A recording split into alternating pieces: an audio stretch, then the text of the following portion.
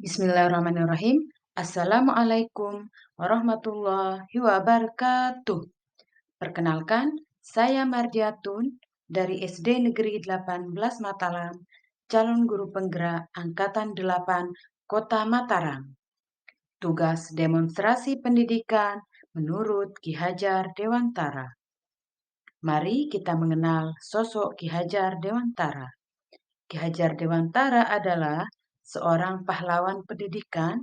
Beliau lahir pada tanggal 2 Mei 1889, sehingga tanggal lahirnya inilah yang ditetapkan sebagai Hari Pendidikan Nasional. Kemudian, pada tanggal 3 Juli tahun 1922, beliau mendirikan Taman Siswa yang merupakan sekolah pertama di Indonesia. Filosofi pendidikan menurut Ki Hajar Dewantara. Pendidikan dan pengajaran merupakan dua hal yang tidak dapat dipisahkan. Pendidikan merupakan tempat bersemainya benih-benih kebudayaan, sehingga untuk mencapai kebudayaan yang diimpikan, pendidikan adalah pondasinya. Oleh karena itu, pendidikan dan kebudayaan harus berubah untuk menjawab tuntutan zaman agar tidak terjadi kekacauan. Menurut pemikiran Ki Hajar Dewantara, dalam melakukan perubahan dalam pendidikan itu perlu memperhatikan 3 kerangka perubahan, yaitu 1. Kodrat keadaan. Kodrat keadaan dibagi menjadi 2, meliputi kodrat alam terkait dengan alam dan budaya masyarakat tempat siswa itu berada. Yang kedua, kodrat zaman, di mana zaman yang menunjukkan masa anak itu tumbuh. Kodrat alam dan kodrat zaman adalah seorang guru atau pendidik harus mampu menuntun muridnya sesuai kodratnya. Jadi, dalam menuntun murid, seorang guru harus menerapkan semboyan ing ngarso sung tulodo, di depan memberi contoh ing madya mangun karso, di tengah memberikan motivasi, dan tutwuri handayani, di belakang memberikan dorongan. Di sini saya tampilkan beberapa pembelajaran yang sudah saya terapkan di sekolah. Yang kedua, memperhatikan prinsip perubahan, yaitu dalam melakukan perubahan tersebut menggunakan azas trikon, yaitu azas kontinuitas, azas konvergensi, dan azas konsentris. Jadi seorang pendidik harus mampu menuntun anak didiknya sesuai dengan nilai budaya dan menghargai keragaman setiap murid. Selanjutnya, yang ketiga adalah perubahan budi pekerti. Dalam pendidikan, perubahan budi pekerti ini artinya budi, perubahan cipta, rasa, karsa. Sedangkan pekerti artinya tenaga. Jadi, perubahan dalam pendidikan harus seimbang antara cipta, rasa, karsa, dan tenaga, sehingga membentuk manusia yang penuh dengan kebijaksanaan.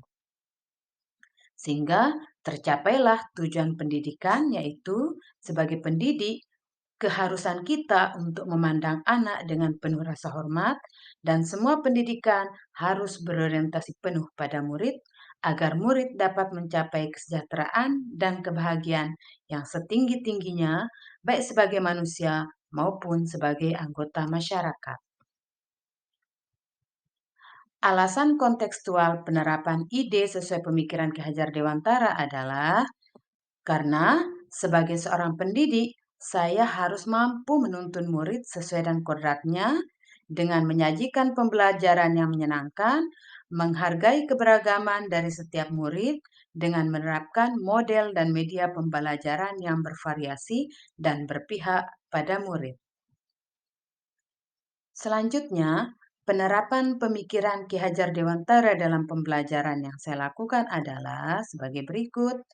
Yang pertama, pembelajaran itu harus dapat menuntun siswa untuk beriman dan bertakwa kepada Tuhan Yang Maha Esa melalui pembiasaan berdoa, sebelum dan setelah beraktivitas.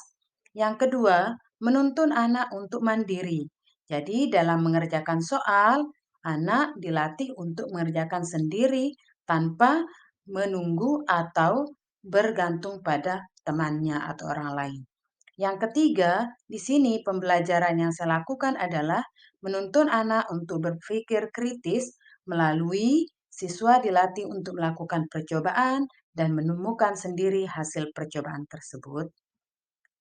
Kegiatan pembelajaran selanjutnya adalah menuntun anak untuk menjadi anak yang kreatif dengan melakukan pembelajaran dengan membuat karya-karya yang sesuai dengan pembelajarannya. Dan selanjutnya, menuntun anak untuk berkebinekaan global melalui program menggunakan pakaian daerah asal dari Hari Sabtu Budaya. Adapun dalam penerapan tersebut, terdapat tantangan yang harus dilalui dan solusi yang saya sajikan. Di sini tantangannya adalah tidak semua anggota kelompok mau bekerja sama. Yang kedua, kurangnya tanggung jawab saat membawa alat dan bahan yang digunakan untuk praktik. Yang ketiga, masih ada siswa yang bekerja sama saat mengerjakan soal. Adapun solusi yang saya tawarkan di sini adalah yang pertama, memberi tugas setiap anggota kelompok secara merata. Yang kedua, membangun komunikasi dan kerjasama yang baik dengan murid maupun dengan orang tua. Yang ketiga, membuat soal atau melakukan cara penilaian yang bervariasi bagi setiap anak. Sekian yang bisa saya sampaikan. Terima kasih. Salam guru penggerak, tergerak, bergerak, dan menggerakkan. Wassalamualaikum warahmatullahi wabarakatuh.